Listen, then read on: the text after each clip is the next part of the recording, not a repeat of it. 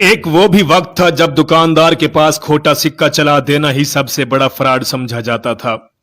ये उन दिनों का जिक्र है जब मास्टर अगर बच्चे को मारता था तो बच्चा घर आकर अपने बाप को नहीं बताता था, और अगर बताता तो बाप उसे एक और थप्पड़ रसीद कर देता था। ये वो दौर था जब एकेडमी का कोई तसव्वुर न था और ट्यूशन पढ़ने वाले बच्चे निकम्मे शुमार होते थे।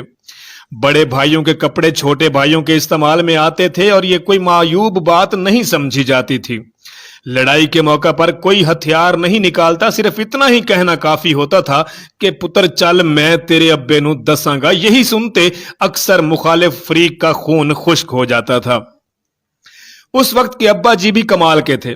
सुबह सवेरे फजर के वक्त कड़कदार आवाज में सबको नमाज के लिए उठा दिया करते थे। बेतलब इबादतें करना हर घर का मामूल था।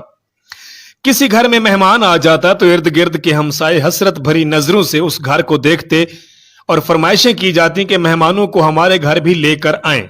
जिस घर में मेहमान आता था वहां पेटी में रखे फिनाइल की खुशबू मिले बिस्तर निकाले जाते, खुश आमदीद और शेरों की कढ़ाई वाले तकिए रखे जाते, मेहमान के लिए धुला हुआ तौलिया लटकाया जाता और गुस्ल खाने में नए साबुन की टिकिया रख दी जाती थी।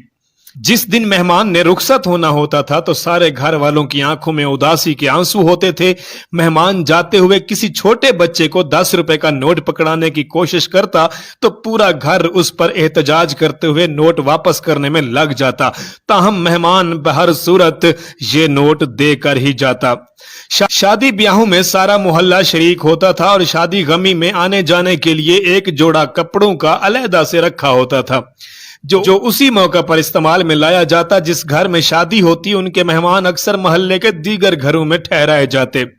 मोहल्ले की जिस लड़की की शादी होती थी बाद में पूरा मोहल्ला बारी बारी मियां बीवी की दावत करता था। कभी किसी ने अपना अकीदा किसी पर थोपने की कोशिश नहीं की, कभी काफिर काफिर के नारे नहीं लगे। सबका रोना हंसना साझा था, सबके दुख एक जैसे थे। ना कोई गरीब था और ना कोई अमीर, सब खुशहाल थे। किसी किसी घर में ब्लैक एंड व्हाइट टीवी होता था और सारे मोहल्ले के बच्चे वहीं जाकर ड्रामे देखते थे। मासूमियत भरे पुराने दौर में अलमारियों में अखबारात भी अंग्रेजी के बिछाए जाते थे कि इनमें मुकद्दस किताबों के हवाले नहीं होते। छोटी से छोटी कोताही पर भी कोई ना कोई सुना सुनाया खौफ आड़े आ जाता था। जमीन पर नमक या मिर्चें गिर जाती थीं तो होशो हवास उड़ जाते थे कि कियामत वाले दिन इन्हें आंखों से उठानी पड़ेंगी। गदागरों को पूरा मोहल्ला जानता था और घरों में उनके लिए खसूसी तौर पर खुले पैसे यानी कि सिक्के ठिप्पे रखे जाते थे। मोहल्ले का डॉक्टर एक ही सुरैन से एक दिन में 50 मरीजों को टीके लगाता था, लेकिन मजाल है किसी को कोई इन्फेक्शन हो जाए। यरकान या शदीद सर दर्द की सूरत में मौलवी साहब माथे पर हाथ रखकर दम कर दिया करते थे और बंदे भले चंगे हो जाते थे। घरों में खत आते थे और जो लोग पढ़ना नहीं जानते थे वो डाकिये से खत पढ़वाते। डाकिया तो गोया घर का एक फर्द शुमार होता था। खत लिख भी देता था, पढ़ भी देता था और लस्सी पानी पीकर साइकिल पे चढ़ा ये जा वो जा। इम्तिहानात का नतीजा आना होता तो नस्रुम मिनल्लाहि व फतहुन करीब पढ़कर घर से निकलते थे और खुशी खुशी पास होकर वापस आ जाते थे। मौत वाले घर में सब मोहल्लेदार सच्चे दिल से रोते थे और खुशी वाले घर में हकीकी कह कहे लगाए जाते थे। हर हमसाया अपने घर से सालन की एक प्लेट साथ वालों को भेजता था और उधर से भी प्लेट कभी खाली वापस नहीं लौटी थी। मीठे की 3 ही इकसाम थी, हलवा, जर्दा, चावल और खीर।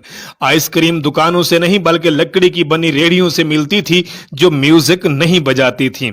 गली गली में साइकिल के मैकेनिक मौजूद थे, जहां कोई ना कोई मोहल्लेदार कमीज का कोना मुंह में दबाए पंप से साइकिल में हवा भरता हुआ नजर आता था।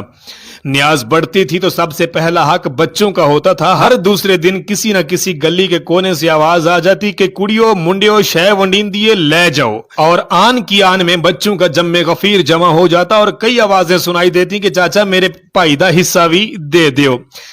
दूध के पैकेट और दुकानें तो बहुत बाद में वजूद में आई। पहले तो लोग बहाने से दूध लेने जाते थे। गुफ्तगू ही गुफ्तगू थी, बातें ही बातें थी, वक्त ही वक्त था। गलियों में चारपाइयां बिछी होती थी, मोहल्ले के बाबे हुक्के पी रहे होते थे और पुराने बुजुर्गों के वाकयात बयान कर रहे होते थे।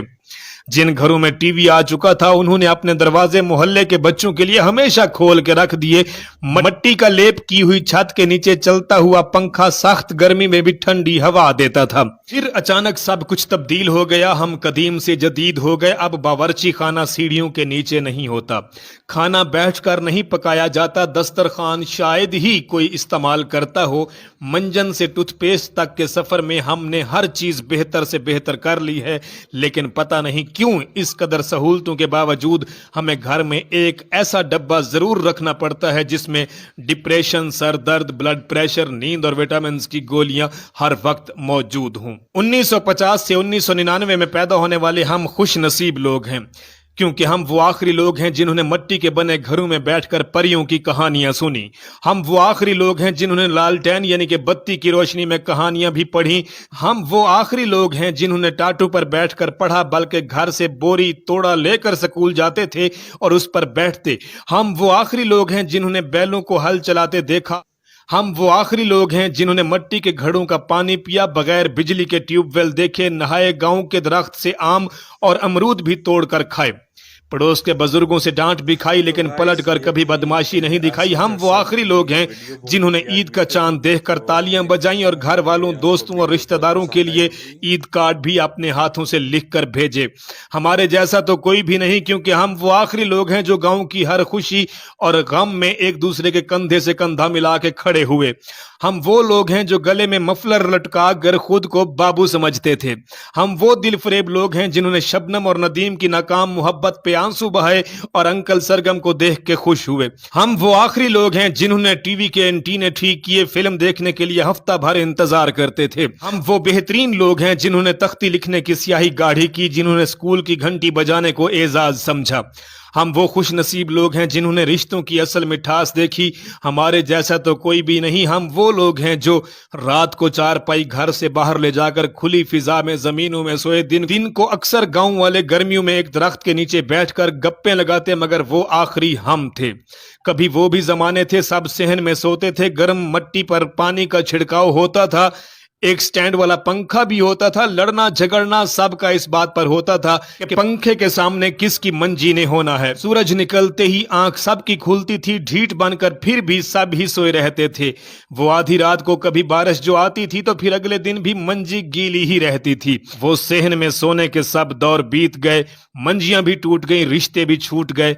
बहुत खूबसूरत खालिस रिश्तों का दौर, लोग कम पढ़े लिखे और मुखलिस होते थे। अब जमाना पढ़ लिख गया तो बेमुरव्वत मफादात और खुद गर्जी में खो गया। क्या जबरदस्त पढ़ा लिखा मगर दरअसल बेहिस जमाना आ